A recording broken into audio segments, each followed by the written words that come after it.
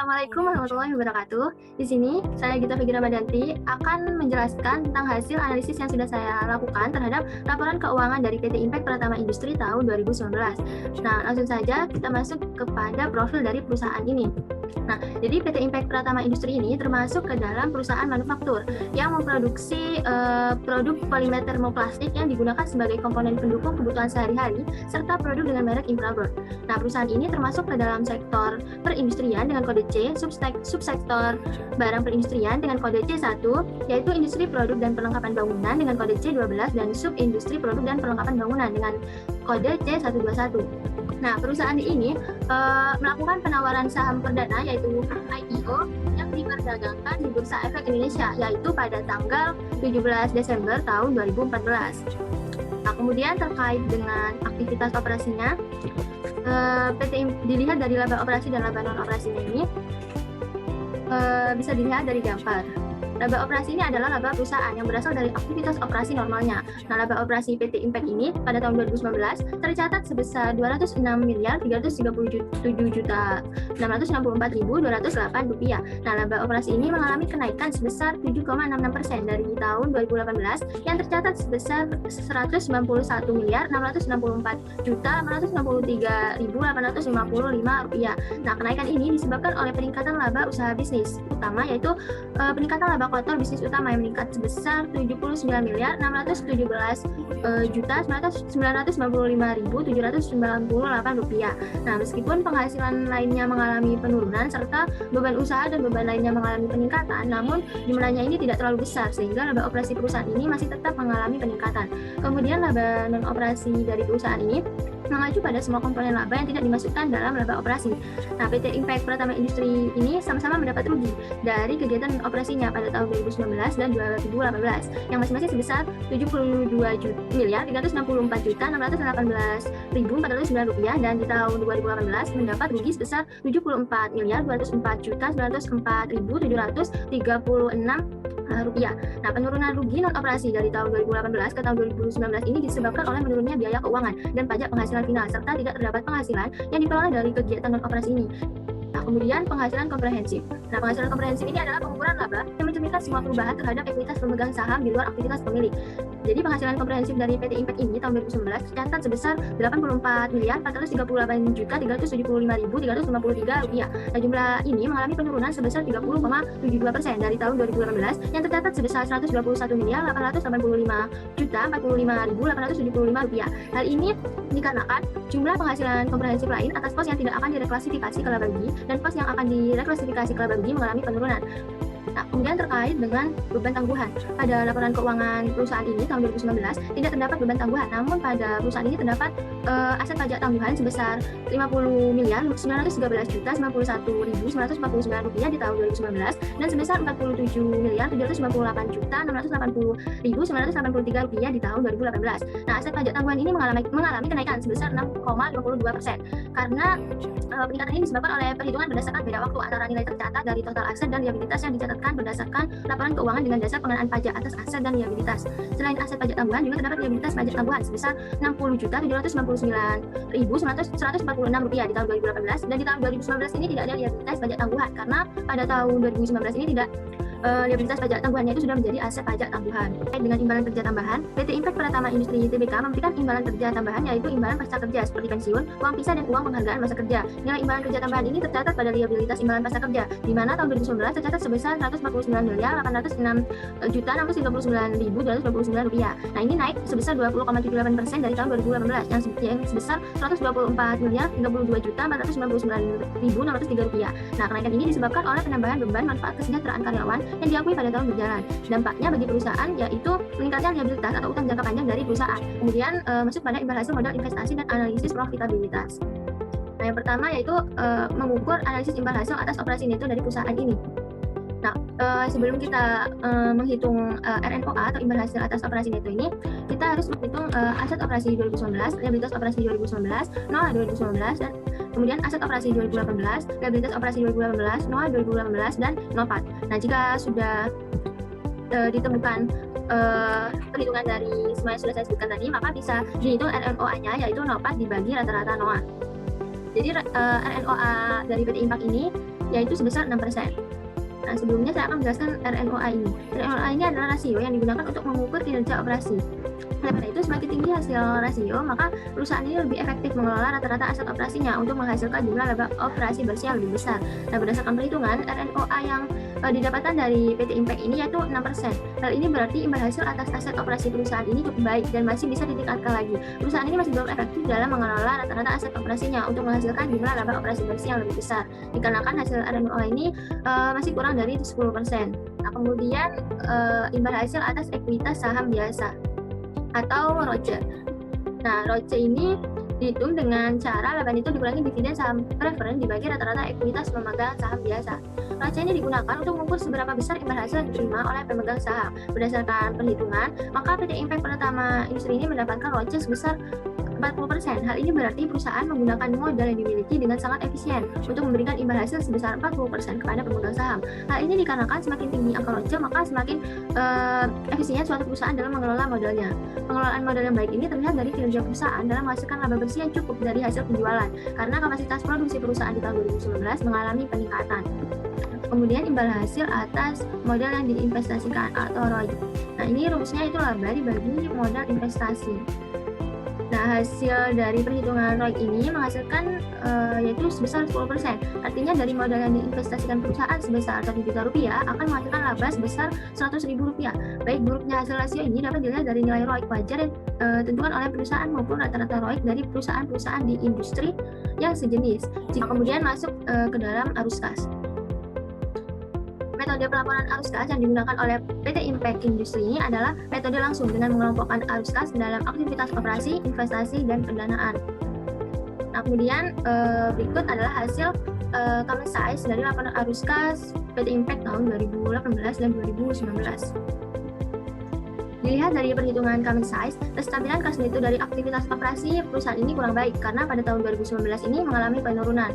Aktivitas yang paling dominan dalam laporan arus kas PT Impact ini adalah terletak pada aktivitas operasional dan pendanaannya, baik kas masuk maupun kas keluar. Terbesar semuanya berasal dari aktivitas operasional tersebut. Artinya di sini perusahaan lebih terfokus pada berjalannya kegiatan operasional daripada pendanaan maupun investasinya.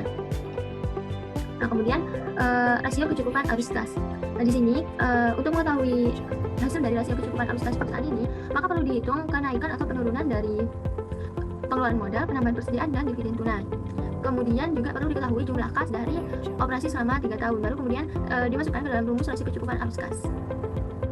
Nah, rasio kecukupan arus kas ini adalah ukuran yang menggambarkan kemampuan perusahaan untuk menghasilkan kas dari aktivitas operasi untuk menutupi pengeluaran modal, investasi pada persediaan, dan membagikan dividen tunai pada pemegang saham. Berdasarkan hasil perhitungan, maka rasio kecukupan arus kas dari PT Impact ini adalah 0,60. Rasio ini menunjukkan bahwa selama 3 tahun untuk periode yang berakhir tahun 2019, sumber kas internal atau arus kas operasi perusahaan ini tidak cukup untuk mempertahankan dividen dan tingkat pertumbuhan operasi, sehingga masih membutuhkan pendanaan eksternal untuk mencukupi kebutuhan uang tunai perusahaan. Nah, kemudian rasio reinvestasi kas. Nah, berdasarkan perhitungan, maka rasio reinvestasi kas dari PT Impact ini yaitu sebesar 3%. Standar dari rasio reinvestasi kas adalah 7% sampai 11%. Jika rasio perusahaan berada pada kisaran angka tersebut, maka perusahaan akan dianggap memuaskan. Dengan begitu, PT Impact Pratama ini merupakan perusahaan yang memiliki kas kurang memuaskan pada tahun 2019 dan kurang baik dalam mengelola kasnya untuk diinvestasikan dan mendukung pertumbuhan perusahaan.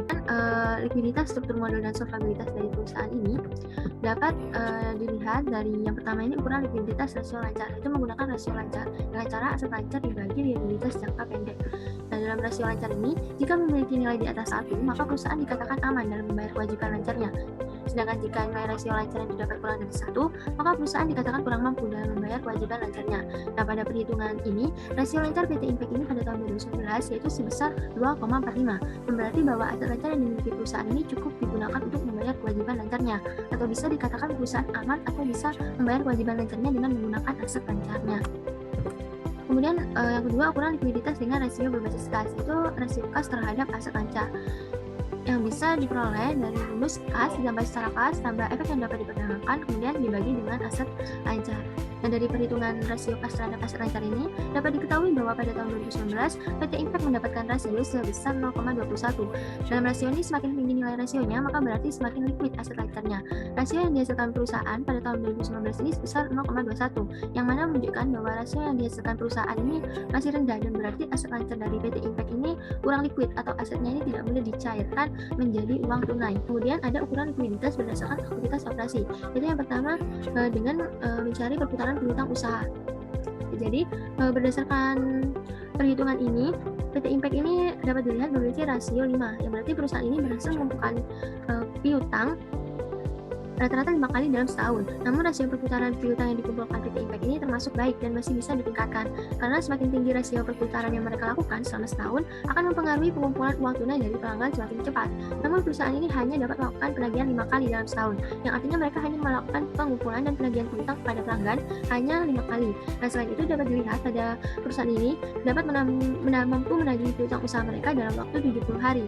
Jangka waktu ini dapat dikatakan kurang baik karena penagihan piutang usahanya terlalu memakan banyak waktu. Nah, kemudian ada perhitungan common size dalam analisis solvabilitas. Nah, dari perhitungan common size ini bisa diketahui bahwa sumber pendanaan PT Impact ini pendanaan utamanya berasal dari modal ekuitas yang menunjukkan persentase sebesar 56,31%, atau dapat dikatakan bahwa lebih dari 50% ketersediaan liabilitas dan ekuitas berada pada modal ekuitas. Akun yang memiliki nilai atau proporsi paling besar pada ekuitas adalah saldo laba yang belum ditentukan penggunaannya. Nah, kemudian untuk ukuran struktur modal untuk analisis solvabilitas ini bisa dilihat dengan total utang terhadap total modal, yaitu caranya dengan total utang dibagi total modal. Nah, berdasarkan hasil perhitungan ini, total utang terhadap total modal PT Impact ini sebesar 0,78. Dengan hasil perhitungan sebesar 0,78 ini, dapat dikatakan bahwa total utang terhadap modal perusahaan ini cukup tinggi. Rasio yang rendah mengisyaratkan utang keseluruhan yang cukup tinggi pula. Nah, rasio ini dapat dikatakan cukup berisiko karena jumlah utang yang dimiliki hampir sama dengan ketersediaan modal yang dimiliki oleh PT Impact ini. Nah, kemudian hubungan laba dan beban tetap. Yang pertama itu rasio laba terhadap beban tetap. Yaitu caranya dengan laba yang tersedia untuk beban tetap dibagi dengan beban tetap. Dan dari rasio laba terhadap beban tetap ini, apabila menghasilkan nilai lebih dari 1, maka laba perusahaan ini cukup untuk menutup beban tetapnya. Begitu juga sebaliknya. Nah, berdasarkan perhitungan ini, PT Impact ini menunjukkan hasil 1,79. Hal ini berarti bahwa laba perusahaan cukup untuk memenuhi beban tetapnya, karena laba yang dihasilkan lebih banyak dibandingkan beban tetapnya. Nah, kemudian ini ada hubungan arus kas dengan beban tetap. Nah, dari perhitungan ini, rasio arus kas terhadap beban tetap ini menunjukkan kemampuan arus kas operasi perusahaan untuk memenuhi beban tetapnya. Pada PT Impact ini, hasil perhitungan rasio arus kas terhadap beban tetapnya adalah sebesar 7,27, yang artinya arus kas operasi perusahaan ini mencukupi untuk menutup beban tetapnya.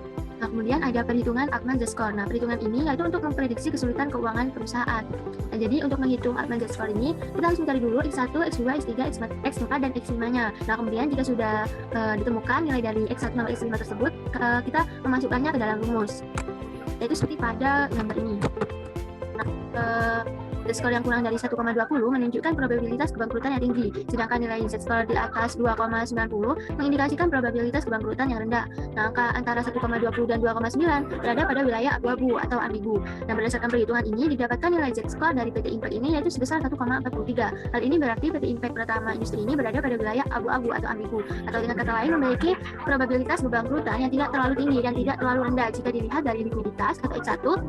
Kemudian usia perusahaan, profitabilitas kumulatif atau X2, profitabilitas atau X3, struktur keuangan atau X4, dan tingkat perputaran modal atau X5. Nah, kemudian apa kesimpulan keseluruhan dari analisis yang sudah saya lakukan dan jelaskan tadi? Nah, menurut saya kesimpulan yang dapat saya ambil dari keseluruhan perhitungan yang saya lakukan ini, yang pertama yaitu untuk investor. Nah, investor ini dapat melakukan investasi atau menanamkan modalnya pada perusahaan ini, karena dari rasio ROCE dan ROIC diketahui perusahaan ini memberikan imbal hasil atau pengembalian untuk pemegang saham sangat baik atau sangat tinggi. Nah, selain itu dari rasio laba dan rasio arus kas terhadap beban tetap juga diketahui laba perusahaan ini cukup untuk memenuhi beban tetapnya. Nah, kemudian yang kedua untuk kreditor.